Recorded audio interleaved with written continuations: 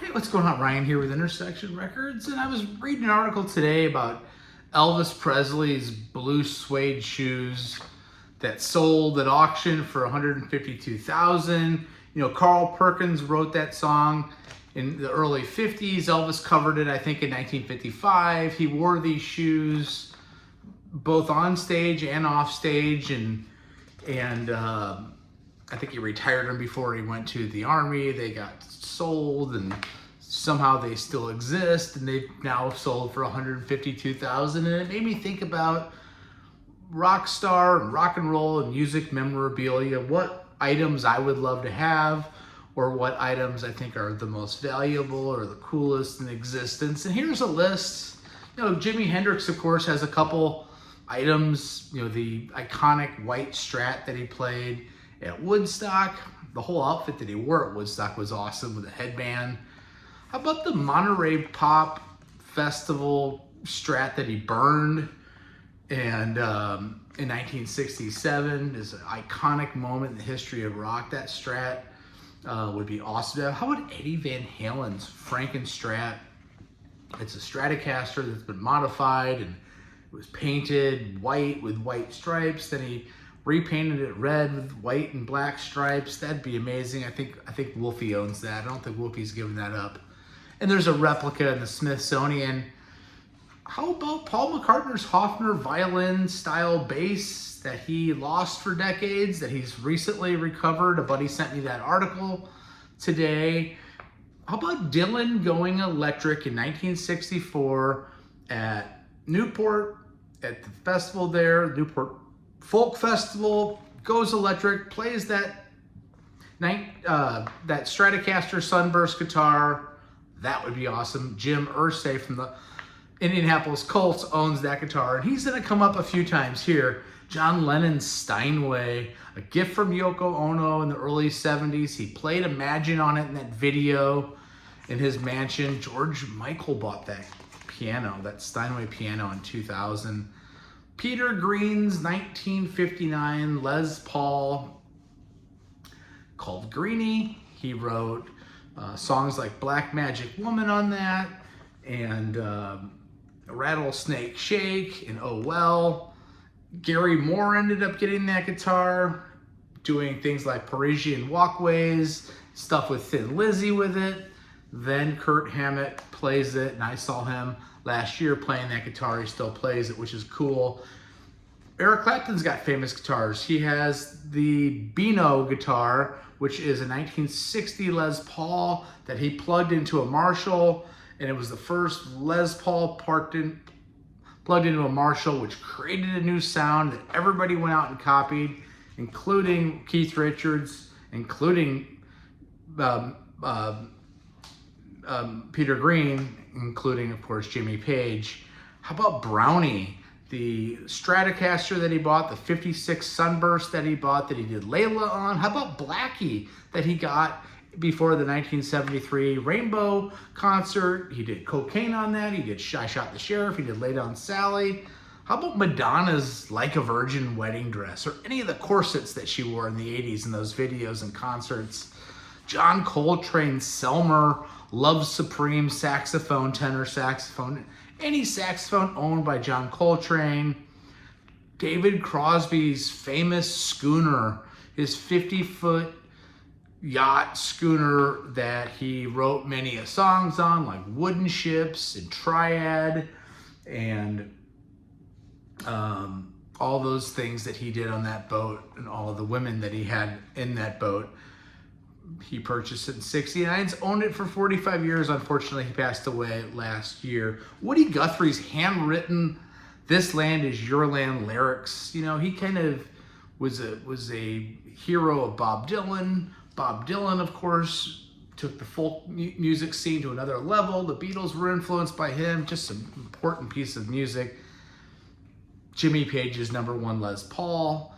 He bought it, or did he steal it from Joe Walsh? Joe Walsh had played with it in James Gang, and Jimmy Page did so much of his iconic work, starting with Led Zeppelin 2 on that. Prior to that, he was playing that Telecaster, which would be a cool one to have too. The double neck Gibson EDS 1275 12-string. Think about Song Remains the Same, the movie, the song, Stairway to Heaven. It's just iconic. Billy Gibbons 1959 Les Paul Pearly Gates. Think about songs like I Just Got Paid Today. Got me a pocket full of change. Check out my channel, subscribe, like these videos. We try to do videos every day. Bob Dylan's handwritten lyrics to Like a Rolling Stone or Blowing in the Wind. That sold for $2 million, the Like a Rolling Stone lyrics in 2014. Kurt Cobain's MTV D18E Martin sold for $8 million. I do think that Jim Irsay owns that also, owner of the Colts. And Jim Irsay owns the Comfortably Numb black Stratocaster that David Gilmour played in Pink Floyd on the Wall. $5.2 million later, he owns that guitar. Somebody's offered him $1 billion for his guitar collection. Elvis's jumpsuits from the 70s, those white suits and the light blue ones. One of those would be amazing. Just have it up on a model sized in your man cave. It'd be awesome. How about Buddy Holly's glasses from his plane crash, or any Buddy Holly glasses at all? Not to be too morbid about the plane crash. Elvis Presley's 1968 comeback special black leather jumpsuit would be also cool. Phil Lynott from Thin Lizzy, one of my favorite groups. We talk about bands like this on this channel. Any of his leather jackets, any of his instruments. Phil Lynott from Thin Lizzy. Willie Nelson's guitar Trigger, which is a Martin N20 nylon string guitar. It's got a hole in it. It's barely hanging on. He's 91 years old. He just canceled his performance tonight in Massachusetts. We wish you well, Willie Nelson. Neil Young's painted 1950s gold top that he calls Old Black. He painted it black. It's got a Bigsby on it. Tailpiece. It's iconic. He did all of his great work with that guitar. He also owns Hank Williams' guitar that he's done tons of things like Harvest Moon on. How about that Martin? Probably a D28 guitar there. Prince, how about the white cloud guitar from the movie Purple Rain? It's so iconic. Just incredible. Freddie Mercury's yellow leather jacket from his performance at Wembley Stadium in 1986. Not Live Aid, but the year later they filmed the concert video and he's wearing that. B.B. King's Lucille.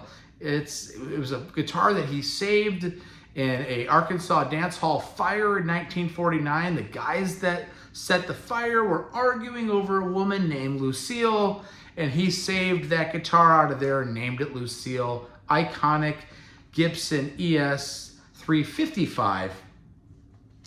Graham Parsons nudie suits. So the nudie suits were the Nashville suits that all the guys wore with the embroidery on it and the flowers all in the back.